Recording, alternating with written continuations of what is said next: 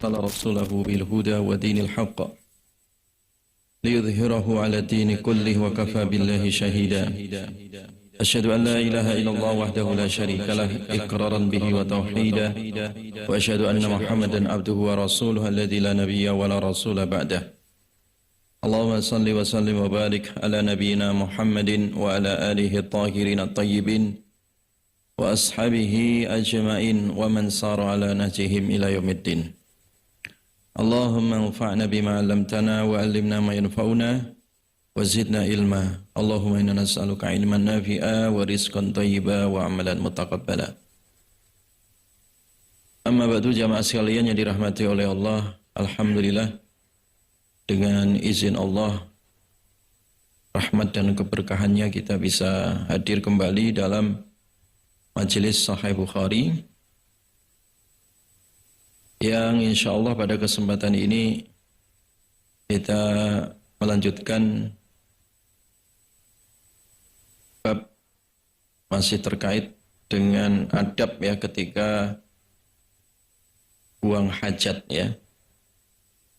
Adab ketika kita di WC ya atau di kamar kecil.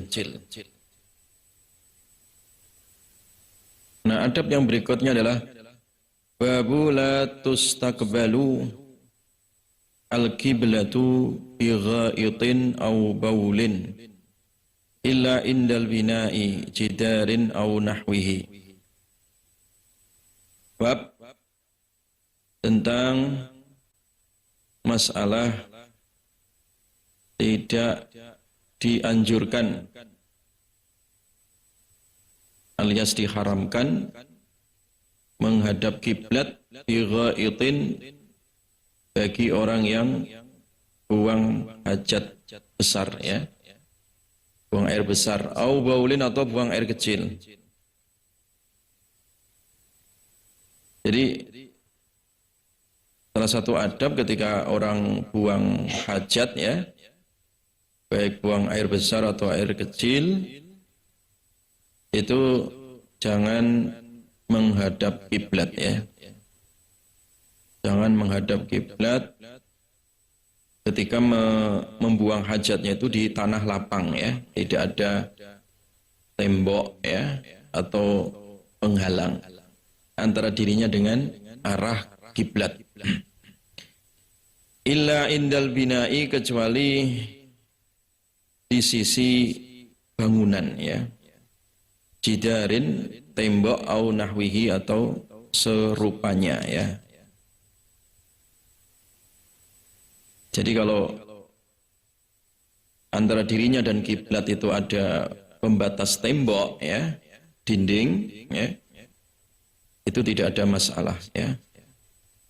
Walaupun masalah ini nanti ada terjadi khilaf di antara ulama dalam masalah fikih ya. Baik, kita bacakan hadisnya. Babu man tabarraza ala labinatain. Bab orang yang buang hajat ala labinatain.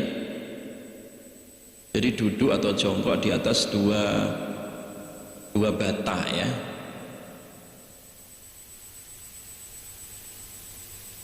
Jadi duduk kakinya itu jongkoknya di antara dua bata ya, atau dua batu gitu ya. Ya sama kayak WC sekarang itulah ya. Kalau dulu masih sangat tradisional supaya memudahkan ya, najisnya enggak nyiprat kemana-mana ya. Qala hadatsana Abdullah ibnu Yusuf qala akhbarana Malik an Yahya ibni Sa'id an Muhammad ibni Yahya ibni Habban an ammihi Wasi ibni Habban an Abdullah ibni Umar annahu kana yaqulu inna nasan yaquluna idza qa'adta ala hajatika fala tastaqbil al-qiblata wala baitul maqdis.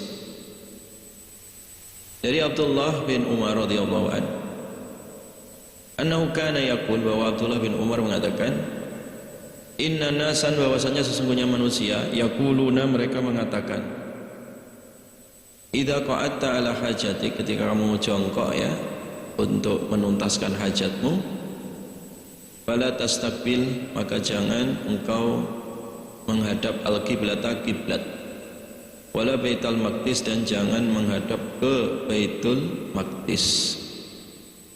Ini ada tambahan hadis ini ya. Jadi kalau kita buang hajat tadi, jauhi arah kiblat, dan juga jauhi kiblat pertama umat Islam, yaitu Baitul Maqdis. Jadi dua kiblat ini nggak boleh dihadapkan untuk apa, buang hajat ya. Jangan menghadap ke Baitul Maqdis atau kiblat ya, Baitullah ya, kiblat. Jangan menghadap ke Masjidil Haram ya ketika buang hajat ya. Faqala Abdullah ibn Umar, laqad irtaqaitu, sungguh aku naik ya, yauman, pada suatu hari, ala dhahri baitin, di atas rumah. Jadi naik atap gitu ya, rumah lana, rumah kita ya. Jadi suatu ketika Ibnu Umar nggak sengaja naik di atas rumah. Fara'aitu Rasulullah sallallahu alaihi wasallam, kemudian aku melihat Rasulullah sallallahu alaihi wasallam ala labinataini, beliau sedang jongkok di antara dua kakinya, nempel di antara dua bata gitu ya. Labinatain itu dua bata atau dua batu ya, untuk buang hajat ya. Mustaqbilan Baitul Maqdis, menghadap ke Baitul Maqdis, li hajati, untuk buang hajat beliau. Nah, jadi ini juga menjadi dasar ya, ketika Ibnu Umar melihat Rasulullah menghadap ke Baitul Maqdis ya, dan jongkok di antara dua bata ya, atau dua batu itu ketika buang hajat. Artinya apa? Artinya tidak ada masalah ya ketika menghadap kiblat Baitul Maqdis ataupun kiblat ke Ka'bah, selama ada tadi itu ada penghalang atau ada apa, dindingnya ya. Wa qala la'allaka minal ladzina yusalluna ala awraqihim faqultu la adri wallah. Qala Malik, ya'ni alladhi yusalli wa la yartafi anil ardi yasjudu wa huwa lasikun bil ardi. Jadi ahibati fillah yang dirahmati oleh Allah Subhanahu wa taala ya. Dari hadis ini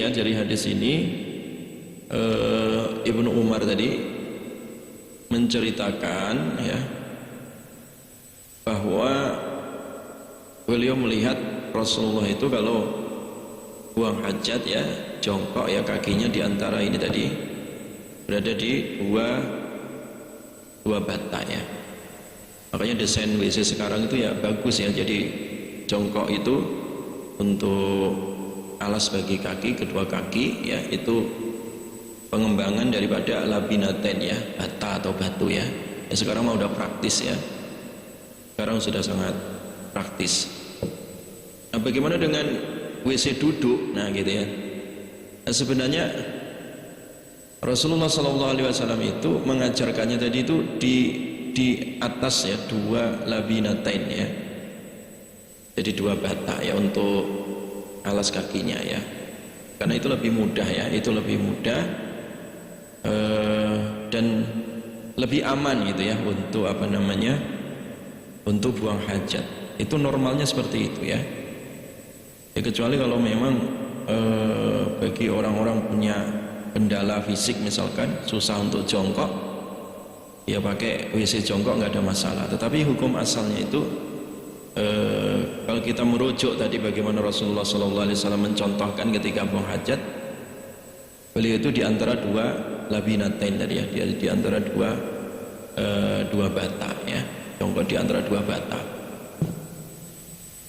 Jadi makanya WC apa namanya itu, WC yang biasa itu lebih mudah sebenarnya ya, daripada WC duduk ya, WC duduk ya. Tapi ya itu pilihan lah ya. Tapi kalau mau melihat Nabi seperti tadi ya, beliau itu ala labinatain ya, itu lebih praktis ya, itu lebih apa, lebih praktis dan lebih mudah ya. Baik, jamaah sekalian yang dirahmati oleh Allah Subhanahu wa taala. Jadi hukum tadi ya, buang hajat menghadap kiblat, ulama sepakat ya, jumhur sepakat kalau dia memang di tanah lapang ya, di tanah lapang nggak ada penghalang sama sekali, itu dilarang ya. Tapi kalau itu ada tembok ya, ada tembok atau ada penghalang antara dirinya dengan arah kiblat, baik kiblat Masjidil Haram ataupun kiblat Baitul Maqdis, ada penghalang, maka di situ terjadi khilaf di antara ulama ya. Tapi kalau tak terpaksa nggak ada masalah ya. Tetapi kalau bisa tadi itu dihindarkan ya, karena keluar dari khilaf ya, keluar dari khilaf masalah